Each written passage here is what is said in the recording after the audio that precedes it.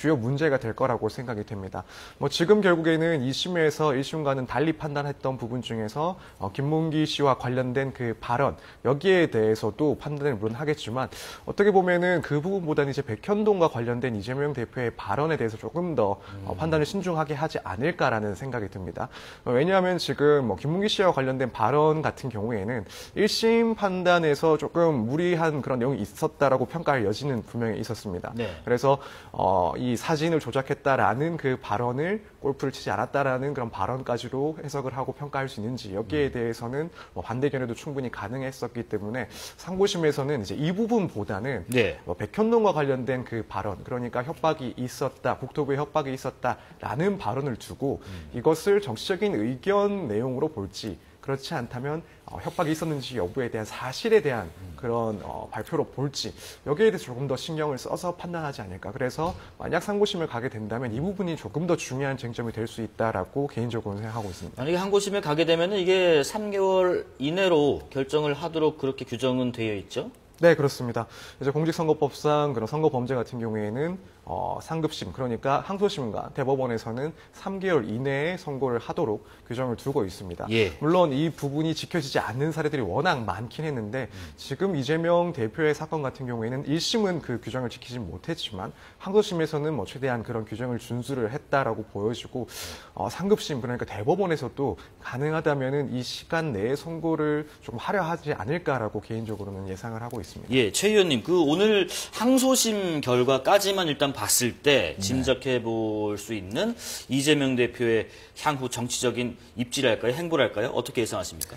예, 우선 뭐 사법 리스크에서 상당 부분 벗어날 수 있는 발판을 마련했다.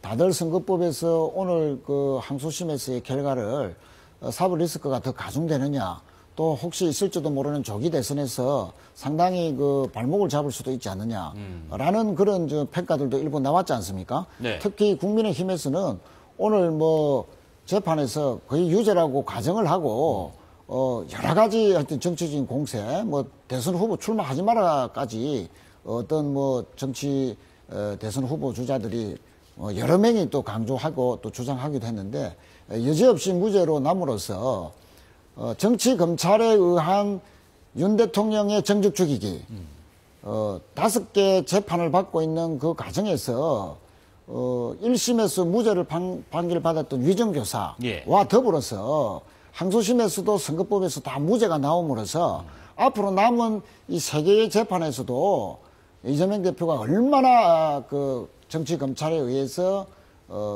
표적 수사 또 쪼개기 기소 이런 것에 의해서 탄압을 받아왔느냐 네. 하는 것을 또 밝혀줄 것이라고 보기 때문에 오늘 이 항소심에서의 무죄 선고는 이재명 대표로서는 여러 가지 사법적인 리스크 굴레를 결정적으로 벗어날 수 있는 어떤 첫걸음을 맞은 네. 그런 아주 그 의미 있는 날이다. 저는 뭐 그렇게 평가하고 싶습니다. 예. 뭐 지금 최 의원님께서는 어떻게 보면 결정적인 사법 리스크를 좀 던 거 아니냐 이런 의견 주셨는데 홍 의원님 의견도 들어보겠습니다. 그래도 아직 이재명 대표에게 남은 재판도 있고요. 또 오늘 결정 이후에 정치적인 어떤 파장도 있을 것 같은데 어떻게 예상하시는지? 예, 물론입니다. 물론 오늘 이재명 대표가 공직선거법의 상소심에서 1심과 같이 뭐 당선 무효이 됐으면 굉장히 민주당 내에서도 여러 가지 갈등과 좀 혼란이 좀 뭐 가중됐을 것 생각합니다. 그래서 이재명 대표는 제가 볼 때도 참 운이 좋은 사람이라는 생각도 들고 그럼에도 불구하고 저는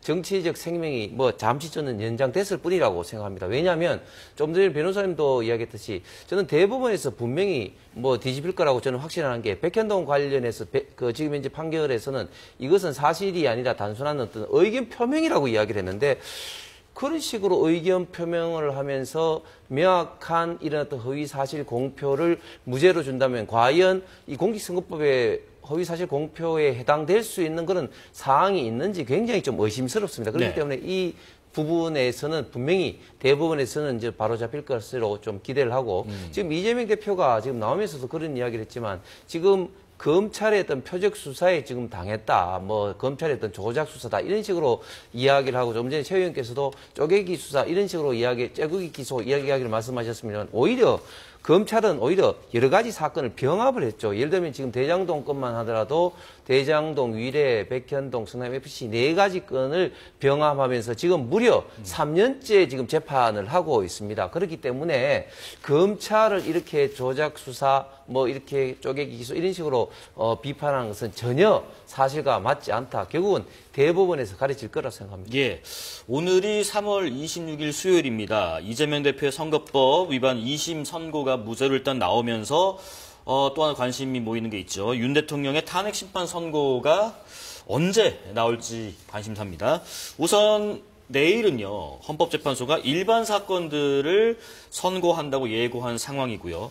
이렇게 되면 윤 대통령의 사건 선고 가능한 거는 사실상 모레 금요일이 남지 않았을까 싶은데 이번 주만 봤을 때는 그럼 오늘 만약에 공지가 없으면 다음 주 혹은 뭐 다음 달로 넘어가는 상황이 되지 않을까 예상도 되는데 이번에는 홍 의원님께 먼저 여쭤볼게요.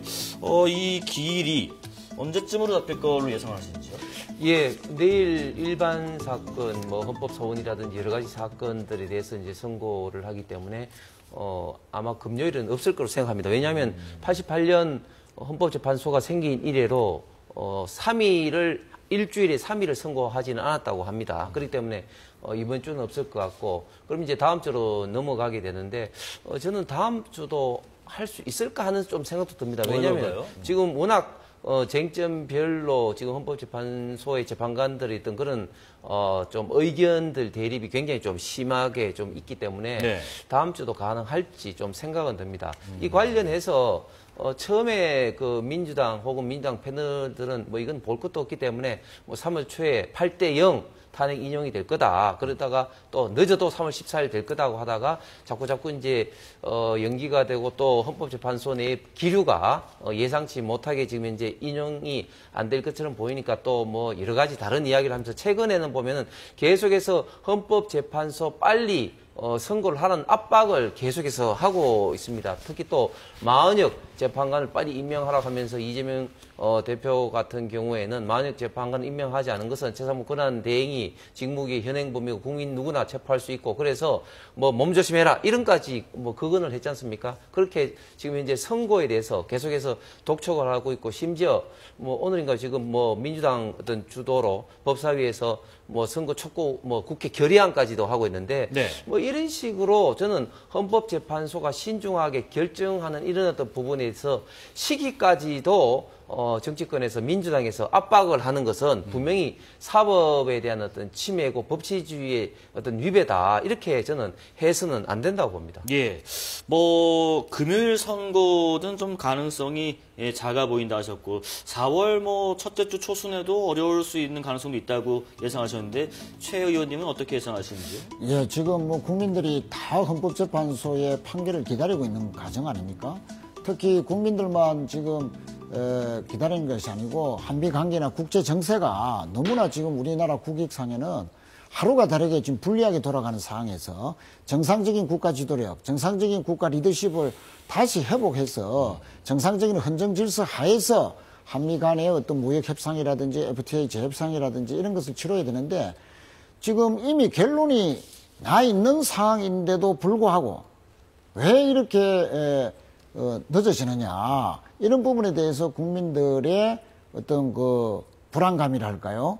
또 헌재가 어떤 이유로 해서 이렇게 자꾸 선고를 지연하는지 이해하지 못한다 하는 그런 국민들이 자꾸 늘어나서 이것이 사법부나 특히 헌법재판소의 어떤 불신으로까지 이어지지 않는가 하는 그런 지금 우려를 갖고 있는데요. 네네. 실제 계엄을 우리가 다 국민들이 지켜봤지 않습니까? 그 군인들이 국회에 가서 침탈하고 특히 지하 1층에 가서 단전을 시도하고 선관위를 침탈하고 선관위 직원들을 구금 납치하려 했다는 거 다 명명백백하게 CCTV로 다 봤습니다. 포고령 위반이 헌법 위반이라는 거 다 아는 사실에서 김용현 장관에게 삭제 지시했다 포고령 또 일부 변경을 지시했다 다 헌법재판소에서 진술이 나왔습니다. 그럼 포고령의 작성에도 대통령이 관여했다. 그리고 요건이 안 된다는 거, 전시사변, 비상사항이 아니다는 거는 이미 다 아는 사실이고, 그리고 정치인 체포와 관련해서도 전문 완화 법칙을 적용해서, 아니, 헌법재판관들이 조지호 청장에게 검찰에서 이 정치인 체포 지시를 대통령으로부터 받았다라는 것을 네. 예, 그 사실이냐? 우리는 증거로서 인용하겠다, 하겠다 했는데 사실이다라고 이야기했습니다.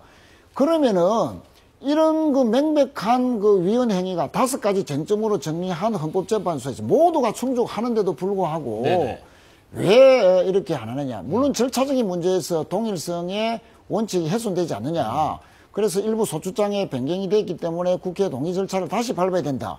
그거는 박근혜 대통령 때도 권성동 원내대표가 소추위원장일 때도 헌법 위반만의 행위만을 국헌 문란 행위만을 다시 재정리해서 소추장을 변경했는데 동의 절차를 안 밟았거든요. 예, 그런 예. 또 판례가 있기도 합니다. 네, 네. 예, 그런 점들을 비추어 봤을 때도 전혀 이렇게 절차상의 하자도 없는데도 불구하고 헌재가 이렇게 하는 것은 다소 뭐 한덕수 총리에 대한 탄핵 심판이라든지 네. 또 검사장이나 또 감사원장에 대한 이런 것으로 해서 뭔가 좀 여러 가지 심판 절차가 있다 보니까 좀 시간이 길어지는 것도 있지만 그러나 헌법재판소는 처음 할 때부터 모든 사건에 우선해서 대통령의 탄핵 심판은 최우선하겠다라고 했는데 그런 그 선입 선출의 알겠습니다. 원칙에도 안 맞고 본인들이 천명했던 거 안 맞기 때문에 네네.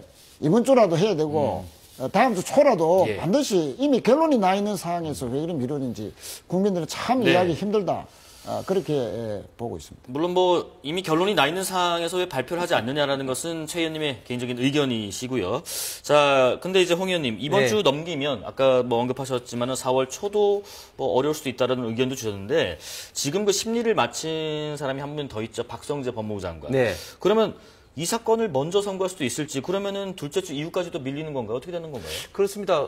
제가 다음 주도 어렵다고 생각하는 배경은 일단 쟁점별로 아직까지 정리가 제대로 되지 않았다. 덜 됐고요. 예. 좀 전에 최 의원께서 말씀하신 뭐 정리가 다 됐다고 이야기했지만 민주당 패널들은 앞에 방송 나와서는 그런 이야기를 하지만 또 막상 또 지도부는 엄청나게 지금 걱정을 하고 있죠. 그런 어떤 이중적인 태도를 보이고 있어서 마흔역 재판관이 들어가야 된다 이렇게 뭐 강하게 지금 주장을 하고 있는데 거기다가 두 번째 이유는 방금 앵커께서 이야기한 것처럼 이제 워낙 또 여러 가지 좀 시간이 걸리면 또 국민들이 빨리 하라는 그런 비판도 받을 수가 있기 때문에 저는 이번 주에 또 한덕수 권한대행처럼 이미 결정된 사항에 대해서는 평결이 끝난 사항에 대해서 그 먼저 이제 하자고 하는 어떤 이야기가 힘을 얻었듯이 또 박성재 법무부 장관도 사실은 이건 탄핵이 돼서는 안 될 사항입니다. 째려봤다고 법무부 장관을 탄핵하는 게 어디 있겠습니까? 그렇기 때문에 이것은 뭐 탄핵감도 아니기 때문에 이미 저는 결론이 났다. 그래서 다음 주에 박성재 법무부 장관 탄핵 선고를 먼저 할 수도 있을 것 같습니다. 네. 그래서 물론 박성재 법무부 장관이 뭐 한다고 해서 다음 주에 분명히 또 안 하느냐 이건 아닙니다만은 어쨌든 그만큼 헌재 내에서 있던 그런 여러 가지 쟁점이 있는 것 같습니다. 아까 그 선입선출 말씀하셨는데 박성재 법무부 장관 사건 먼저 될 수 있을까? 또 하나가 지금 그래픽도 나왔습니다만은 문영배 이미선 재판관의 임기가요 지금 다음 달 18일이거든요. 그러면은 지연이 만약에 된다면 물론 빠르게 결과를 발표하기를 원한다고 하셨지만은 지연이 된다면 이때까지 지연될 가능성도 없지 않아 보인다 하면 언제까지로 예상하세요? 물론 화면에 나옵니다만은 그 문행배 이미선 재판관의 퇴임 전에는 어쨌든 뭐 무조건 판결을 하지 않겠습니까? 네. 두 분이 나가게 되면은 사실상 현재 선고를 할 수 없는 상황이 되거든요. 묵인 체제가 되니까요. 그렇습니다. 네. 그래서 우리가 피해를 입을 국익상의 손해라든지 국정의 혼란이라든지 또 민심의 분열이라든지 이런 것들이 더 가중되지 않아도 될 사항을 계속 시일만 끈다고 해서 입을 그 손해를 어떻게 감당할 것인가 네. 이런 측면에서도 빨리 해야 되고 네. 아까도 말씀드렸다시피 4월 18일까지 가는 것은 너무나 그 국민의 인내심의 한계를 실험하는 것이다. 아니 누가 봐도 명백한 그 탄핵의 사유가 명백한데 어떤 부분에서 그 고민을 하고 신중을 하는 것은 이제는 이제 끝나야 된다. 의문이다, 하는 이런 점을 말씀. 한 번 더 예. 강조드리겠습니다. 서정민 변호사님 말씀도 좀 들어볼게요. 법조인으로서는 어떻게 예상하시는지 좀 궁금하네요. 사실 뭐 법조인들이 저를 포함해서 지금까지 이 선고 기일에 대해서 매주 예측을 해왔는데 대다수 뭐 저를 포함한 의견들이 틀려가고 있는 상황입니다. 네네. 그래서 물론 마지노선이야 이제 지금 두 재판관들의 임기가 만료가 되는 4월 18일까지라고 보기는 하지만 그 전에 그래도 선고를 내려 하지 않을까라고 예상은 하고 있습니다. 네. 다만 이제 이게 어떠한 뭐 근거 있는 조문이나 혹은 법책에 따라서 말씀을 드리는 것은 아니고 다만 이제 현실적으로 생각을 해볼 수 있는 문제라고 보는 게 이제 만약이라도 이제 임기가 거의 만료가 된 시점에서 선고를 하게 된다라고 한다면 또 그 결과에 따라서는 비판도 분명히 또 제기가 될 수 있다라고 봅니다. 결국 어떠한 의도를 가지고 그때 선고를 한 건 아닌가, 혹은 충분한 숙려 기간이 더 필요했음에도 불구하고 임기 기간 내에 끝내기 위해서 졸속으로 판단을 한 것 아닌가, 이런 비판도 사실은 제기가 충분히 될 수 있다라고 보여지기 때문에. 임기라면 아까 그 두 재판관 말씀하시는 거죠? 네, 그렇습니다. 그래서 그렇다면은 적어도 뭐 다음 주 정도까지는 선고를 하지 않을까라고 추측을 하고 있습니다. 그러니까 임기에 임박해서 판단을 해도 어떤 말이 나올 수가 있고, 또 임기를 많이 놔둔 상태에서, 뭐 그렇다고 해도 지금 몇 주 안 남았지만은 그렇게 해서 얘기 나올 수 있으니까 다음 주 정도가 나오지 않을까 하는 또 조심스러운 예상을 또 해주셨습니다. 그리고요, 지금 윤 대통령에 대한 탄핵 심판 선고가 좀 임박하니까 서울의 경찰에서는 도심 순찰을 좀 강화하고 있고요. 탄핵 관련 집회에서 혹시나 흉기로 사용될 가능성이 있어 보이는 이런 시설물 같은 것들의 위험 요소를 미리미리 찾아내는데 주력하고 있다고 하는데, 홍 의원님, 네. 지금 이런 우려들, 또 이런 도심 순찰 강화의 모습들, 이 전반적으로 지금 상황들 어떻게 바라보고 계십니까? 예, 저는 경찰에서 이런 어떤 문제에 대해서는 굉장히 많이 좀 신경 써야 될 것 같습니다. 왜냐하면 2017년 3월 10일에도 박근혜 대통령 탄핵 인용이 됐을 때 그 당시에 당일내에 3분이 돌아가시고 네. 그 이후에 또 쓰러지신 분까지 포함해 5분이 돌아가셨는데 지금 상태는 그때와는 비교할 수 없을 정도로 많은 분들이 민주당이 이런 어떤 탄핵 폭주, 특히 대통령까지 이렇게 탄핵한 것에 대해서 분노를 하고 있어서 그 헌법재판소 주변에는 하루에도 수십 명씩 단식을 하고 수백 명씩 집단 삭발을 하는 등의 굉장히 좀 국민들이 격양이 되어 있습니다. 또 물론 또 탄핵 촉구를 하는 입장에서는 또 지난 밤에 예. 남태령에서 전농을 주축으로 해서 트랙터로 막 서로 넘어오다가 경찰과 장기간 동안 대치도 하지 않았습니까? 뭐 그런 어떤 상황이기 때문에 경찰은 어떤 이 부분에 대해서 특별하게 탄핵 선고를 앞두면 앞둘수록 더 많은 어떤 국민들이 신경이 이 부분에 이제 곤두설 수 없는 상황이기 때문에 더욱더 안전에 대해서 많은 어떤 관심과 노력을 해야 될 것 같습니다. 예, 최 의원님께서도 정치인이자 시민의 한 사람으로서 이런 지금 상황들 어떻게 보고 계신지 궁금합니다. 예, 홍 의원님 말씀에 전적으로 공감하고요. 네. 지금 특히 정치인들이 해야 할 말은 어떤 결과가 나오더라도 승복하겠다라는 그런 말을 강조를 해야 됩니다. 지금까지 오는 과정에서 느닷없는 대통령 계엄 때문에 우리가 겪지 말아야 될 국민분들이라든지 또 국민들 간의 반복이라든지 또 지금 국익상 여러 가지 해외 상황이 급변하고 있음에도 제대로 대처하지 못하는 이런 여러 가지 어려움들을 하루라도 빨리 극복을 해야 됩니다. 그러기 위해서는 어떤 결과가 나오더라도 우리는 승복한다. 그래서 국민 통합을 위한 어떤 발판을 우리가 이룰 수 있는 그런 현재의 재판 그 선고날이 돼야 되지 않느냐. 예. 또 하지 말아야 될 것은 서천호 국민의힘 의원처럼 헌법재판소를 처부수자 하는 그런 일종의 서부지법의 폭동을 다시 야기 고무 선동하는 듯한 이런 발언에 대해서 절대 나와서는 안 된다. 네.